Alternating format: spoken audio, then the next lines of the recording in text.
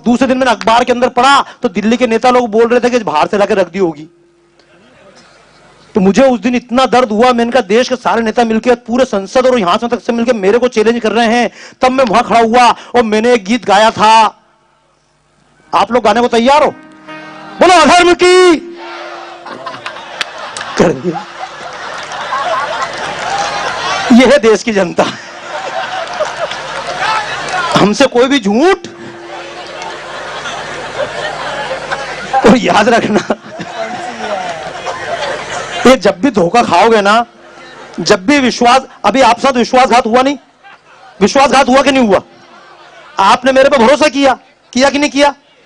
और जिस पे विश्वास होता है वही तो विश्वासघात करता है। अगर यहां कोई पादरी खड़े होकर भाषण करता तो आप इतनी जल्दी हाथ उठाते क्या? और एक बात आपसे और कहूं, याद रखना दोस्तों, सीता का हरण करने के लिए जब रावण आया था तो क्या 10 सिर लगा के आया था? क्या डाकू लुटेरा बनकर आया था? नहीं, रावण साधु बनकर आया था। हम पहचान नहीं पाए। और उसके बाद जो अंग्रेज हमको लूटने आए थे, क्या लुटेरे बनकर आए थे? क्या बंदूकें लेकर आए थे? नहीं, ये अंग्रेज भी बिल्कुल हमारे पास अच्छी अच्छी चीजें लेकर आए थे। और उसके बाद हमने कहां धोखा खाया हम समझ नहीं पाए। और उसके बाद आज भी हमारे सामने धोखा परोसा जा रहा है, कितने अच्छे रूप में, कभी तेज चैनल के रूप में, कभी इसके रूप में। और बाद में देश भर में जब हंगामा हुआ, पूरे देश के लोग चिल्लाए शर्म आई, शर्म आई, शर्म आई। तो मैंने तो ये सीधा कहा था 6 दिसंबर के बाद जब पेपर काले किए गए, लोगों ने कहा शर्म की बात है, तो मैंने एक ही बात कही थी कि शर्म उन्हें आए जो बाबर औरंग की औलादें, शर्म उन्हें आए जो बाबर औरंग की औलादें, और इस्लामिक देशों की शतरंजी चालों के प्यादे, और आक्रांता गजनी कासिम से जिनके गहरे नाते, और आसफ जैसे गद्दारों की मूर्ति जो लगवाते, और मुगलों और अंग्रेजों की जो मिली जुली संतान, ये इंडिया के वासी क्या जाने कैसा हिंदुस्तान। बोलो जय जय श्री राम, बोलो जय जय श्री राम, बोलो जय जय श्री राम, बोलो जय जय श्री राम। वास्तव में अच्छा मजा आ रहा ना? आप एक काम करना, अगर मैं जरा सा भी गलत बोलूं तो कहीं ना कहीं से खड़े होकर, क्योंकि मैंने कहा दोस्तों हम ताली बजाना जाने, अगर सही बोले तो ताली और गलत बोले तो, पर हमने अभी तक ताली बजाना जाना, गाली देना कभी जाना ही नहीं। और मैं तो आजकल नहीं, पहले इस प्रोग्राम को देश भर में करता था, और जब देश भर में प्रोग्राम करता था तो 4 माइक पहले जनता में रखता था और बाद में मंच से भाषण देता था। और हमको भी इतनी ताकत होना चाहिए, क्योंकि हम बोल रहे हैं उसमें गलती बिल्कुल भी, हमको सिखाता ईश्वर अल्लाह तेरे नाम, ईश्वर अल्लाह तेरे नाम। लेकिन मेरा भी कहना है ईश्वर अल्लाह नाम है तेरे हिंदू ने ही गाया, ईश्वर अल्लाह नाम है तेरे हिंदू ने ही गाया, और कभी गीत ऐसा मस्जिद से सुनने में ना आया। और एक पैगंबर एक ही अल्लाह बाकी सब झूठा है, और यही भाव तो मुसलमान के बंधन का खूंटा है।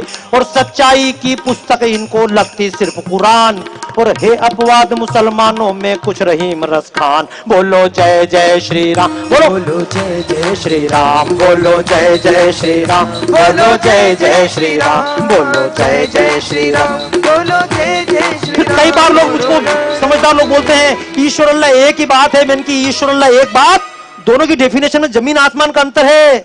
एक शक्ति के ईश्वर अल्लाह नाम नहीं हो सकते, एक शक्ति के ईश्वर अल्लाह नाम नहीं हो सकते, क्योंकि अल्लाह सिर्फ मुसलमानों के पर ईश्वर हैं सबके, अल्लाह सिर्फ मुसलमानों के पर ईश्वर हैं सबके। और अल्लाह को बस मुसलमान पर ईश्वर को सब प्यारे, अल्लाह को बस मुसलमान पर ईश्वर को सब प्यारे।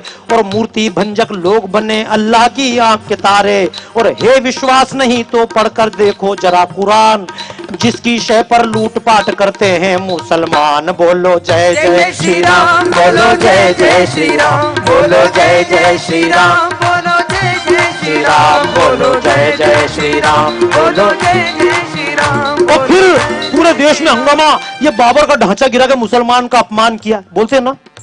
मैं आपसे इसलिए बोल रहा हूं दोस्तों, पूरे देश भर से जितने लोग आए हैं, मैं जहां जहां जाता हूं, कई बार लोग मुझको आकर बोलते हैं खून खून में क्या अंतर होता है। मैंने कि तेरे बाप पहले पढ़ के आ, कैसे कहते खून खून में अंतर ना है भाई, कैसे कहते खून खून में अंतर ना है भाई।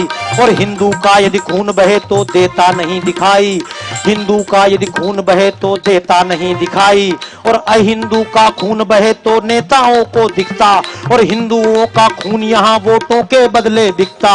और खून रहे जब तक शरीर में तब तक एक समान, और बाहर खून भी होता है हिंदू या मुसलमान। बोलो जय जय श्री राम, बोलो जय जय श्री राम, बोलो जय जय श्री राम, बोलो जय जय श्री राम, बोलो जय। और जब कई बार लोग बोलते हैं कि ढांचा गिराने से मुसलमान का अपमान हुआ है, बहुत बड़ी बात नहीं करूंगा कि जिनके चरणों में मैं आज बैठा हुआ हूं उनके सामने बैठकर बड़ी बातें नहीं करना चाहिए, लेकिन जो बोल रहा हूं ये भी उनके आशीर्वाद का प्रताप है। एक बात स्पष्ट कहूंगा, कौन कहता है बाबर का ढांचा ढहाने से मुसलमान का अपमान हुआ? इस देश में सदियों से हम रावण का पुतला दहन करते आए, आज तक किसी ब्राह्मण ने नहीं कहा हमारा अपमान है। रावण दहन किसी भी ब्राह्मण का अपमान नहीं है, रावण दहन किसी भी ब्राह्मण का अपमान नहीं है। और तुर्क लुटेरा बाबर सच्चा मुसलमान नहीं है, और अल्लाह के बंदों से अपना कोई बैर नहीं है, अल्लाह के बंदों से अपना कोई बैर नहीं है। पर बाबर गजनी के भक्तों की अब खेर नहीं है।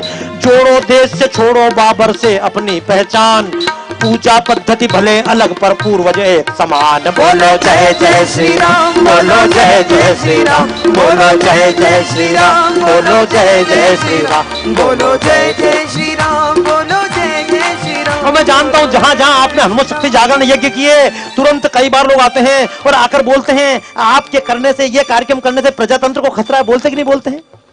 तो उनसे सीधा कहो, प्रजातंत्र है तब तक जब तक हिंदू है बहुसंख्यक, प्रजातंत्र है तब तक जब तक हिंदू है बहुसंख्यक, और प्रजातंत्र का द्रोही कभी न हिंदू हुआ अभी तक, प्रजातंत्र का द्रोही कभी न हिंदू हुआ अभी तक।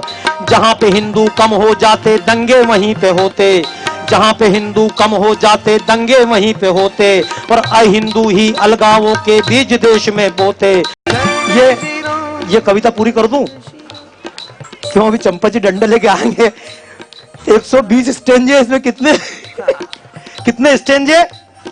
120 स्टेंजे। क्योंकि दोस्तों हम जहां खड़े हैं, हमको अपनी जगह पर खड़े होने से पहले सामने वाली जगह पर खड़े होकर देखना चाहिए। देखना चाहिए नहीं देखना चाहिए? हम भी अपने आप को कांच में देखते कि नहीं देखते हैं? तो मेरा तो कहना, हम अपने पर भरोसा बाद में करें, पहले दूसरे ग्रंथों का अध्ययन पहले।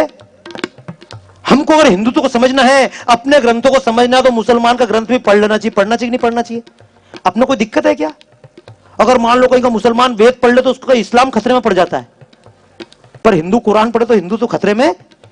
मैं तो कई बार मैं तो बताता हूं, न्यू जर्सी में एक जगह बैठा हुआ था और वहां पे क्रिश्चियन लेडी ने मेरा भाषण सुना, तो बोले आपने कभी बाइबल पढ़ी? मैंने की नहीं पढ़ी। तो बोले आप पढ़ लो। मैंने की पढ़ा लो। बाइबल पढ़ने तो अपना धर्म खतरे में पड़ता है क्या?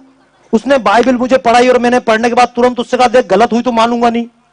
तो बोले कोई बात नहीं, आप बाइबल जरूर पढ़िएगा। मैं तो सबसे बोलता हूं बाइबल अवश्य पढ़िएगा। और बाइबल के पहले पन्ने पे यीशु ने खोल के पढ़ाया तो पहले पन्ने पे लिखा हुआ था सर्वत्र पानी पानी था, परमात्मा ऊपर नीचे डोलता था। परमात्मा ने देखा, परमात्मा ने पहले दिन पृथ्वी बनाई। ये पढ़ते रहिएगा, आपको बहुत काम की चीज बता रहा हूं। परमात्मा ने पहले दिन पृथ्वी बनाई, पृथ्वी बड़ी आड़ी तिरछी थी, दूसरे दिन उसको ठीक किया। मैंने कहा परमात्मा अजीब यार, एक दिन ठीक क्यों नहीं बनाई? ये कोई तरीका? पहले अंट चीज बनाओ बाद में ठीक करो। पर ठीक है, परमात्मा ने पहले पृथ्वी बनाई, दूसरे दिन उसको ठीक किया, उसके बाद परमात्मा ने ठीक करने के बाद कहा उजाला हो जा, उजाला हो गया। और जब उजाला हुआ परमात्मा ने कहा दिस इज गुड। फिर परमात्मा ने उजाले और अंधेरे को अलग अलग किया, उजाले को दिन बनाया और अंधेरे को रात बनाई। उसके बाद परमात्मा ने आसमान में दो ज्योतियां बनाई, सूरज और चांद। मैंने की माता जी बस? बोले क्यों? मैंने तो अभी तक साइंस में पढ़ा है, पहले गैलेक्सी में से टूट के ब्रह्मांड में विस्फोट हुआ, ये निहारिकाएं बनी, फिर सूरज बना, सूरज में से टूट के क्या पढ़ा हमने अभी तक? सूरज में से टूट के पृथ्वी बनी और पृथ्वी में से टूट के चंद्रमा बना। लेकिन उनकी किताब में क्या लिखा हुआ है? मैं कोई गांव खेड़े किताब बात नहीं कर रहा हूं, रामायण के बारे में बाद में पढ़ना, पहले बाइबल पढ़ लो। सबसे पहले दिन पृथ्वी बनाई, मैंने की सूरज चांद बाद में बने उनके हिसाब से। फिर पृथ्वी बनाई, आड़ी तिरछी ठीक किया, फिर परमात्मा ने चौथे दिन जाकर दिन रात बनाए। चौथे दिन क्या बनाया? तो जब चौथे दिन दिन रात बना तो पहले दिन पृथ्वी कहां से बना दी? दिन रात पहला कहां से आया? परमात्मा ने चौथे दिन रात बनाया। जब दिन रात नाम की चीज चौथे दिन बनी तो पहले दिन पृथ्वी बनी और दूसरे दिन ये दिन और रात कहां से आए? लेकिन इस पे बोलने को कोई तैयार। मैंने उस महिला से केवल एक बात कहा, तू मेरे को लिख के दे दे। बोले आप क्या करोगे? मैंने कि मैं नेचुरल हिस्ट्री म्यूजियम में जाकर लगाऊंगा कि तुम गलत सिखा रहे हो। मैं कम से कम बुश को लिख के भेजूंगा, राष्ट्रपति बुश को, मैं अपना इनको भेजूंगा, क्लिंटन को, ओबामा को, कि तुम बेवकूफ बन रहे हो, असली चीज तो बाइबल में लिखी हुई है। लेकिन आश्चर्य की बात है, जिन लोगों ने आज तक कभी साइंस नाम की चीज समझी नहीं, वो लोग आज हमारे ऊपर शेर बन के घूम रहे हैं। हम और ईमानदारी समझना, मैं नहीं बोलता हूं, पिछले दिनों 31 जनवरी थी कि नहीं थी? उसके पहले महीना कौन सा था? अभी कौन सा महीना चल रहा है? इसके पहले कौन सा महीना था? उसके पहले कौन सा महीना था? उसके पहले कौन सा था? उसके पहले कभी आपने ध्यान सुना क्या शब्द था? सितंबर। सितंबर नहीं था, इसका नाम था सितंबर। क्या नाम था? क्योंकि अंग्रेजी बनी कैसी थी? हम कहते थे संत, संत को अंग्रेजी में बोला गया बना सेंट। हम कहते थे पित्र, पित्र से बना पीटर। हम कहते थे मात्रा, मात्रा से बना मदर। हम कहते थे भ्रातृ, भ्रातृ से बना ब्रदर। हम कहते थे त्रिकोणमिति, त्रिकोणमिति से बना ट्रिग्नोमेट्री। हम कहते थे ज्यामिति, ज्यामिति से बना ज्योमेट्री। बना तो हमसे पहले में उस महीने का नाम था सितंबर। क्या नाम था? जिसको अंग्रेजी में बोलते सितंबर। सितंबर 7 महीना था। अष्टंबर यानी नवंबर, यानी दिसंबर, यानी नाम ही थे सितंबर, अक्टूबर, नवंबर, दिसंबर। ये 6ठा महीना, 7वां महीना, 8वां महीना, 9वां महीना, ये 10वां महीना था। 12वां कैसे बन गया? नाम क्या था उसका? नाम क्या था? दिसंबर। ये दिसंबर 12वां कैसे बन गया? जिसका नाम है नवंबर, वो 11वां कैसे बन गया? क्योंकि अंग्रेजों के पास कैलेंडर बनाने की परंपरा नहीं थी। ये परंपरा तो अच्छा, एक बात तो कितनी बेवकूफी भरी बात, आपके पास भी आते हैं पूरे टीवी चैनल से लेके यहां तक हम सिखाते हैं 31 दिसंबर की रात को हम सब उल्लू की तरह बैठ के देख रहे हैं नया साल आया। मेरे पास ऐसे से मूर्खतापूर्ण इसमें नया सूर्य होगा, मैंने कि रात को 12 बजे किस उल्लू को सूर्य दिख गया? लेकिन 12 बजे नववर्ष क्यों मनाते हैं? 12 बजे नववर्ष मैं दोस्तों आपको इसलिए बात बता रहा हूं, इसलिए बोल रहा हूं कि हमने हिंदी सीख ली, हमने इन परंपराओं का अध्ययन कर लिया, लेकिन हमारे बच्चे इन परंपराओं को मानते, बुरा मत मानना, हम सब कार्यकर्ता लोग बैठे हैं, लेकिन कई कार्यकर्ता जानते हैं बाप बहुत अच्छा कार्यकर्ता है, लेकिन बेटा उसके कहने में नहीं है। बाप कहता बेटे से तिलक लगा, लेकिन बच्चा तिलक लगाने को तैयार। बच्चा कहता तिलक क्यों लगाऊं? क्योंकि स्कूल में मजाक उड़ाई जाती है, उड़ाते ना मजाक। जहां पर तिलक लगाते हैं, हम तिलक क्यों लगाते हैं, बिंदी क्यों लगाते हैं? क्योंकि कभी कोई नुकीली चीज सामने रख के देखना, आंखों के सामने क्या होता है। किसी के सामने पेन रख के देखो, क्या होता है? दिमाग घूमता है।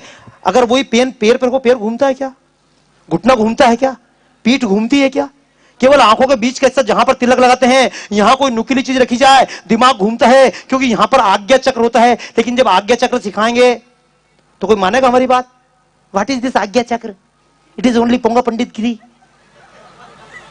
क्योंकि इस देश में पोंगा पंडित फिल्म बन गई, लेकिन इस दिन मक्कार मौलवी फिल्म 2000 लड़कियों से ब्लैकमेल किया अजमेर के ख्वाजा शरीफ के दरगाह के लड़कों ने, लेकिन कहीं मक्कार मौलवी फिल्म नहीं बनी।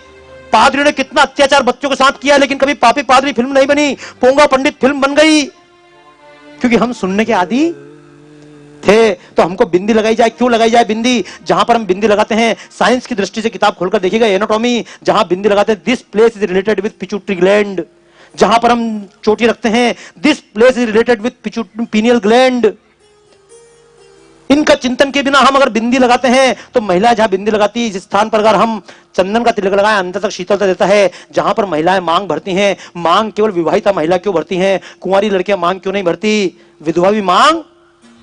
सर जगदीश चंद्र बोस ने प्रयोग किए हैं इस पर। कई वैज्ञानिकों की मान्यता है जहां पर महिलाएं मांग भरती है, यह स्थान पुरुषों की अपेक्षा महिलाओं में कोमल होता है, और इस स्थान का संबंध महिला की फर्टिलिटी से होता है, उसकी प्रजनन क्षमता से होता है। इसलिए कुंवारी लड़कियां मांग नहीं भरती, विधवा भी मांग, केवल सुहागिन महिलाएं मांग भरती हैं। इन परंपराओं का अध्ययन किया। अब तो हम शंख बजा दें, और शंख बजाए तो क्यों बजाया? हम तो शंख भी मोहल्ले में अगर शंख बजाएंगे, हमको डर लगता अपार्टमेंट के लोग बोलेंगे ये अच्छा पोंगा पंडित।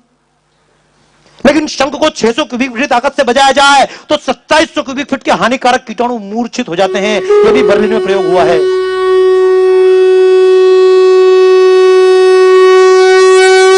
एक बात अवश्य कहूंगा, मैं आपको क्या सिखाऊं, आप तो दुनिया को सिखा रहे हैं, लेकिन एक बात अवश्य कहूंगा, अपनी परंपराओं पर खुद चिंतन कर लें। अगर हमने अपनी परंपराओं चिंतन नहीं किया, तो लोग हमको अपनी परंपराएं देखकर हमको गलत साबित की जा रहे हैं। हम घंटी क्यों बजाते हैं, हम शंख क्यों बजाते हैं? शंख के अंदर कोई गर्भवती महिला रात को पानी भरे और सुबह नियमित रूप से उस पानी को पिए, तो उसके बच्चे को कभी भी प्रोनाउंसिएशन की प्रॉब्लम नहीं होगी। हम तांबे के अंदर जल क्यों रखते हैं? अभी तो हम मंदिर में पूजा करते हैं, तो जब मंदिर में पूजा भी करते हैं, पंडित जी पहले आते हैं, पर्दा खोलते हैं, शंख बजाते हैं, बाद में चंवर डुराते हैं। क्या करते हैं? होता ना चंवर। मैं इसलिए बोल रहा हूं, कल से लोग हमको पूछेंगे हिंदुओं ने ना सबसे ज्यादा पोंगा पंडित गिरी हमारे यहां पर लोग सिखाएंगे हमको ये अंधश्रद्धा निर्मूलन वाले, उनको हमारी चीज दिखती और कहीं की चीज। चंगाई समारोह, पूरे देश में चंगाई समारोह चल रहा है। और मैं तो एक बात कहता हूं, विश्व मदर टेरेसा थी, पोप अस्पताल में जाकर मरे, डॉक्टरों ने इलाज किया, मदर टेरेसा का इलाज भी। तो कई बार तो मैं एक बात बोलता हूं, विश्व मदर के बेटे जग में बांट रहे चंगाई है, गांव गांव में चंगाई समारोह। ये चंगाई समारोह नहीं, मैं तो उसको नंगाई समारोह बोलता हूं, क्योंकि विश्व मदर के बेटे जग में बांट रहे चंगाई है और मदर तड़पती अस्पताल में, ये कैसी नंगाई है। जिन्हें अशोक जी यहां विराजमान है, मैं चाहूंगा उस गीत की कुछ पंक्तियां गा दें। तैयार हो? क्योंकि भारत माता की आरती तो पूरे देश भर में रोज कार्यक्रम करता हूं।